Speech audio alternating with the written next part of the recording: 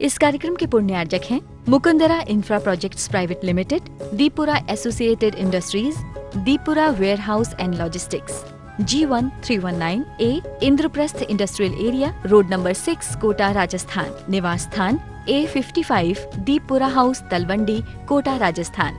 गुलाब चंद जैन, प्रकाश चंद जैन, नीता जैन, अभिषेक जैन, सोना जैन, अनिमेश जैन, प्रिंसी जैन, नीति जैन, लाइशा जैन एवं समस्त दीपपुरा परिवार, कोटा, राजस्थान। बात हो गई, दोनों चले गए। अब तीसरी महिला थी, उसको बुलाया गया। उसे कहा गया कि यहाँ तेरा पति बैठा है उस कमरे में, वो तुझे गोली मारनी है। बड़ा सरल काम है। वो अंदर जाती है, गोली चलने की आवाज आती है और गोली चल जाती है। फिर वहां पे धूम धड़ाम की, उठाने पटकने की, ठोकने की आवाजें आती है। और 20 मिनट बाद जो महिला बाहर निकलती तो बोलती है, बोले गोलियां नकली थी। गोली नकली थी, मुझे उसको उठा के पटक पटक के मुझे मारना पड़ा। मुझे उसे उठा के पटक पटक के मुझे उसे मारना पड़ा। जिंदगी के इम्तिहान लेती है, जिंदगी एक जिंदगी के इम्तिहान लेती हैं। कभी ऐसा लगता है आपको कि मुझे अपने सपनों की बलि चढ़ानी पड़ेगी। कभी ऐसा लगता है कि मुझे अपने अरमानों को गला घोटना पड़ेगा। कभी ऐसा आपको लगता है कि धर्म जाऊंगा, मंदिर जाऊंगा, साधु के पास में जाऊंगा, ये माँ बाप की बात को मान लूंगा मैं, ये अमुक सिद्धांतों का अगर जीवन जीऊंगा मैं। अगर शास्त्र में जो लिखा है, शास्त्र में जो लिखा है ना, अगर वैसा वैसा करने लग जाऊंगा, अगर मैं अगर मैं वैसा वैसा करने लग जाऊंगा तो मेरा सारा सुख, मेरी सारी खुशी कम हो जाएगी। लेकिन नहीं, ऐसा नहीं होता है, ऐसा नहीं होता है।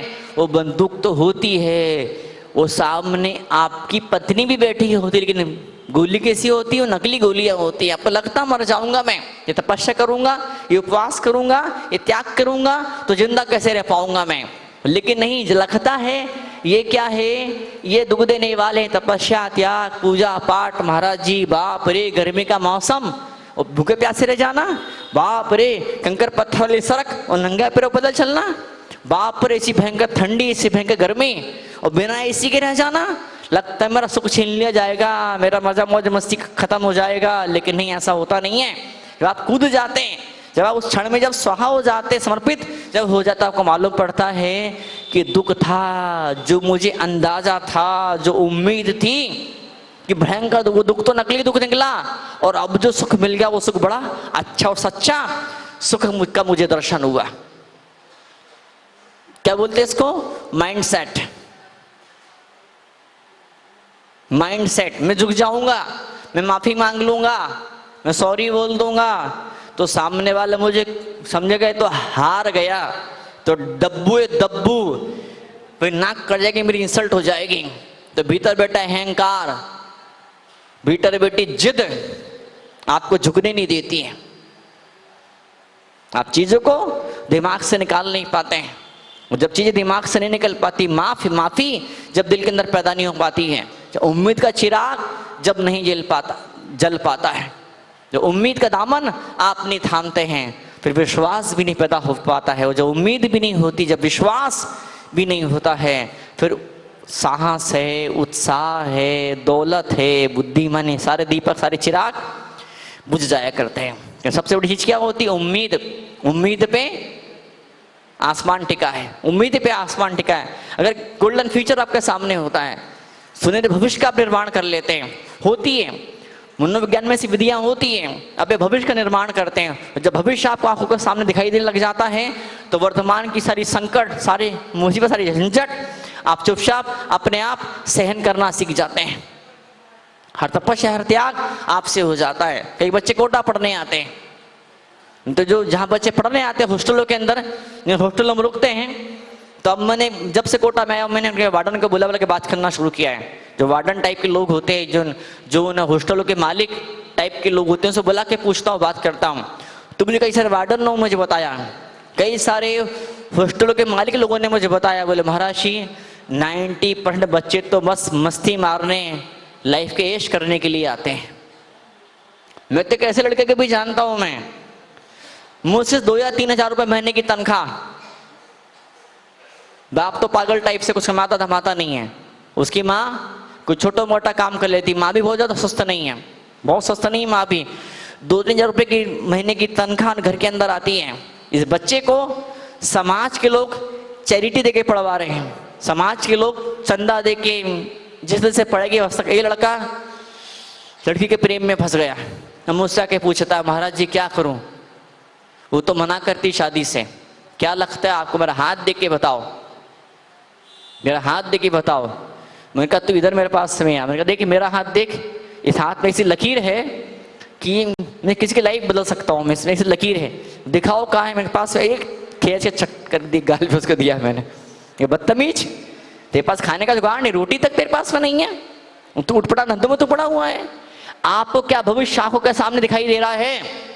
आपको लगता है एक ग्राहक मोटा पैसा देगा तो आप आइए बैठिए, आप चाय उसके लिए बुलवाते हैं, नाश्ता उसके लिए बुलवाते हैं, आप ये शोकेस खोलते हैं, वो शोकेस खोलते हैं, वो चीज़ दिखाते हैं, वो चीज़ दिखाते हैं, ये ऑफर बताते हैं, वो वाला ऑफर देते हैं। क्यों?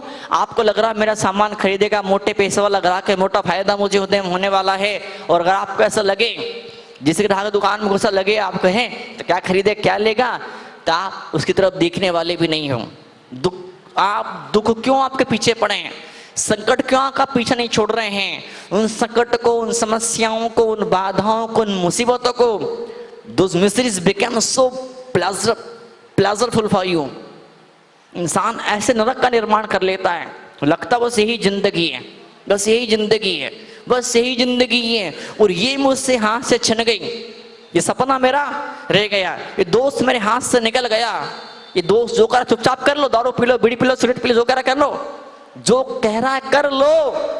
अगर इसका साथ छोड़ दिया मैंने, ऐसा कहना नहीं माना, इसकी शर्तों के मुताबिक, क्या इसकी उम्मीद और अपेक्षाओं पे मैं खरा नहीं निकला, इसकी शर्तों के मुताबिक अगर जीवन मैंने नहीं जिया, तो दोस्त यार मुझे छोड़ के चले जाएगा और मैं अकेला रह जाऊंगा। तो अकेलेपन का भय, फियर ऑफ लोनलीनेस, इस भय के चक्कर के अंदर ऐसा इंसान क्या मालूम कौन कौन से खतरनाक बड़े बड़े पाप नहीं कर लिया करता है।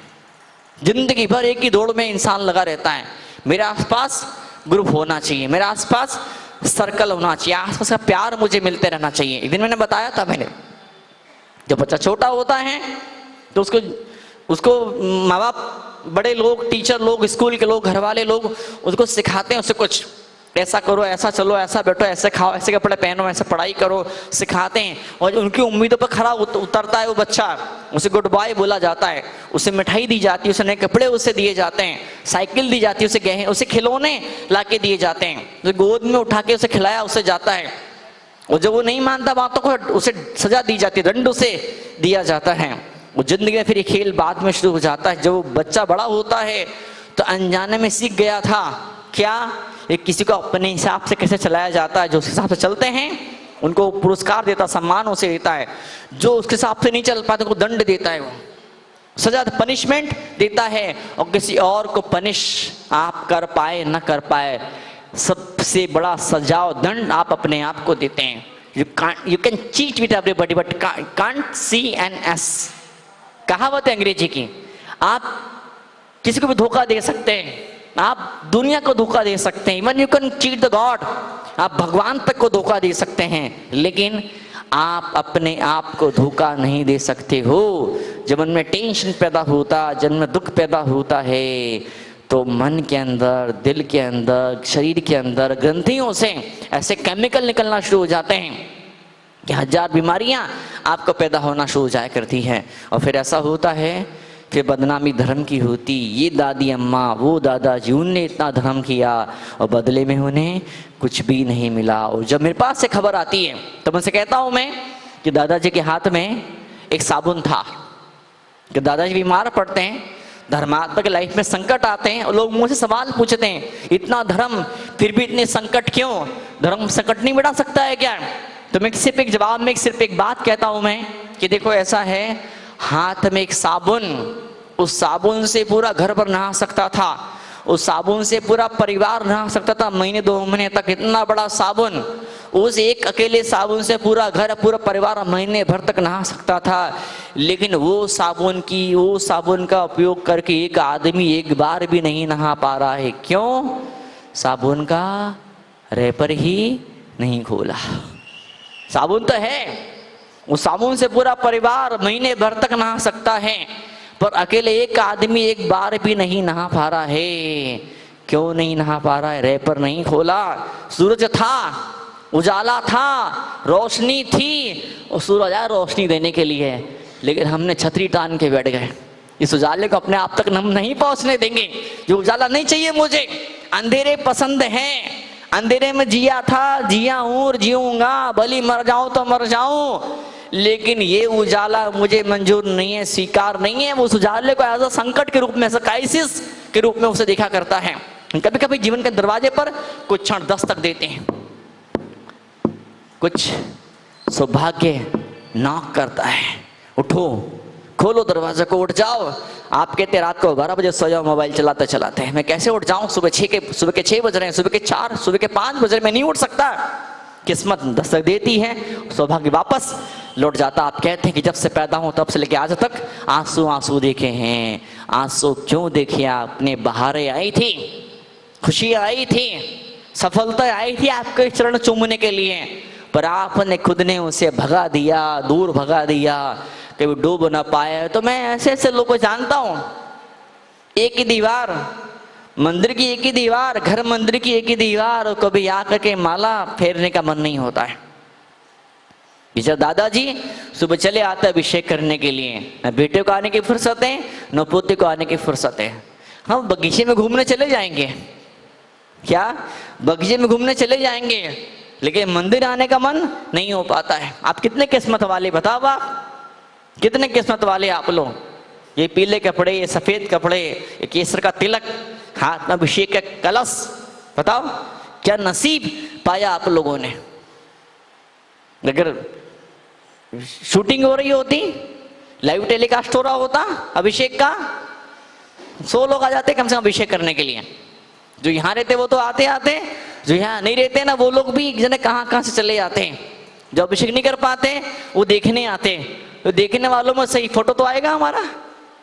हाँ बताओ, कोई आपको नहीं देख रहा है, कोई आपको प्यार समान इज्जत नहीं दे रहा, उसके बावजूद भी आप लगे हैं। मेरी माँ है, मेरा बाप है, मेरा धर्म है, मेरा परिवार है, मेरा समाज है, सबको मुझे ऊंचा उठाना, मुझे आगे बढ़ाना है। क्षण हमको मिले, सौभाग्य का क्षण हमको जीवन में मिला है। लोग पूछते हैं क्या होता भगवान का नाम लेने से? छोड़ूंगा भगवान की बात, तो परसों क्यों नहीं आ पाया? बोले वो दोस्त के पापा को ऑपरेशन था। काय का ऑपरेशन था? बोले कैंसर का ऑपरेशन था। तो क्या हुआ? बोले थोड़ा बहुत, अब डॉक्टर कह रहा है कि देखो अब इतना सक्सेसफुल तो नहीं हुआ, हो सकता बच्चे ने भी। युवराज सिंह 2011 है ना, क्रिकेट का बड़ा माना हुआ खिलाड़ी, उसके फेफड़ों के अंदर 11 mm का कैंसर का गांठ हो गई। उम्मीद छोड़ दी, 2 यार लोग साथ में आए, उसको बहुत हिम्मत दी, बहुत हौसला दिया, चिंता मत कर, और वो कैंसर ठीक हुआ, तेरे कैंसर भी ठीक होगा। उसने उम्मीद पैदा करी अपने बल के अंदर, उम्मीद पैदा करी, सपना देखा, सपने पे विश्वास किया, ऑपरेशन करवाया, 100% फिट, और आज भी वो लोग कैंसर हॉस्पिटल चला रहा है। कैंसर के लोगों के दिल के अंदर जीने की उम्मीद पैदा कर रहा है। तो लड़के से मैंने पूछा, लड़के ने मुझसे पूछा क्या होता भगवान का नाम लेने से? मैंने कहा छोड़ना, तू कल कहाँ गया था? बोले भाई दोस्त के पापा का कैंसर का ऑपरेशन था, वहां गया था। मैं बता मुझे, जब तू कैंसर का नाम सुनता है तुझे कैसा महसूस होता है? बता मुझे। जब कैंसर का नाम सुनता है तो तेरे दिल में क्या होने लगता है? बोले महाराज जब कैंसर का नाम सुनता हूं ना तो घबराहट सी पैदा हो जाती है, डर लगने लग जाता है। मैं कहा यही तुझसे मैं कहना चाहता हूँ, यही माला फेरने का महत्व होता है, यही पूजा से उपलब्धि पैदा होती है। कैंसर का नाम सुन करके, कैंसर का नाम सुन करके तुझे घबराहट पैदा हो जाती है, और भगवान का नाम सुन करके तेरे पापों को घबराहट पैदा हो जाती है, तेरे दुखों को, तेरी पीड़ाओं को समस्या पैदा हो जाए करती है। जरूरी होता हमको ऐसी विधि सीख लें, हमको तरीका ईजाद कर लें, हम किसी तरीके का आविष्कार कर लें। मुझे याद आता है विदेशी लेखक, उस विदेशी लेखक ने लिखा है god is not there invent it. अगर भगवान नहीं है, अगर तू ऐसा मानता कि भगवान नहीं है तो उसका आविष्कार कर। ना जरूरी होता भगवान दुखों में, संकटों में, सहारों में भगवान हमें थाम लेता है। मन को निराशा की गहरी खाइयों में डूबने नहीं देता है। आज हम इतने सौभाग्यशाली हैं, हमें 3 लोकनाथ का दरबार मिला है, हमें माँ जिनवाणी मिली है, दिगंबर गुरु का प्यार की बदली है हमारे सिर के ऊपर, जो संकट से, तूफान से, मुसीबत से हमारी रक्षा कर रही है। ये सौभाग्य मेरे जीवन का, इसी मंदिर जिससे मेरे जीवन का सफर मैंने शुरुआत करी और आज फिर घूम करके वापस यहीं पर आ गया। किस्मत कैसे मोड़ लेती है इन 27 सालों में, क्या मालूम कहाँ कहाँ कौन कुछ तूफान, कौन कौन से आंधी जो जीवन में आए। आज भी महफूज हूँ, आज भी सुरक्षित हूँ, आज भी होठों पर हंसी है, चेहरे मुस्कुराहट है, तो वजह सिर्फ एक है, भगवान का आशीर्वाद है। बड़ी बड़ी विघ्न बाधाएं, बड़े बड़े तूफान आए, लगता था क्या मालूम अगले क्षण में क्या हो जाएगा, लेकिन कुछ नहीं हुआ, कुछ नहीं हुआ, कुछ नहीं, 1% एक बाल बाका न हुआ। ये कोटा के लोग गवाह हैं, हम 4 ब्रह्मचारी थे, यहाँ तक सिर्फ मैं अकेला पहुँच पाया।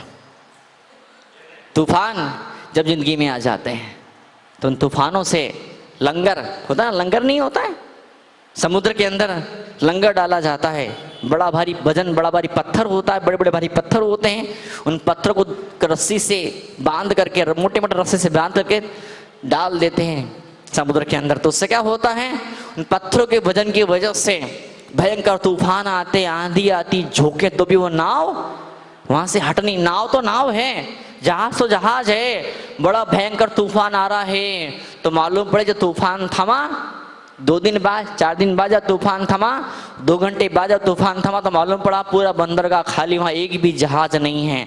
पर तूफान आने के पहले भी उस बंदरगाह में 1000 जहाज होते हैं, और तूफान गुजर जाता फिर भी 1000 जहाज वहाँ वैसे के वैसे खड़े होते हैं। क्यों? वो बड़ा भारी वजन था, बड़ा भारी पत्थर था, जिस पत्थर के वजन ने। इस कार्यक्रम के पुण्यार्जक हैं Mukundra infra projects private limited, Deepura associated industries, Deepura warehouse and logistics, G1 319A, Indraprastha industrial area, road number 6, Kota, Rajasthan. निवास स्थान A55, दीपुरा हाउस, तलवंडी, कोटा, राजस्थान। गुलाब चंद जैन, प्रकाश चंद जैन, नीता जैन, अभिषेक जैन, सोना जैन, अनिमेश जैन, प्रिंसी जैन, नीति जैन, लाइशा जैन एवं समस्त दीपपुरा परिवार, कोटा, राजस्थान।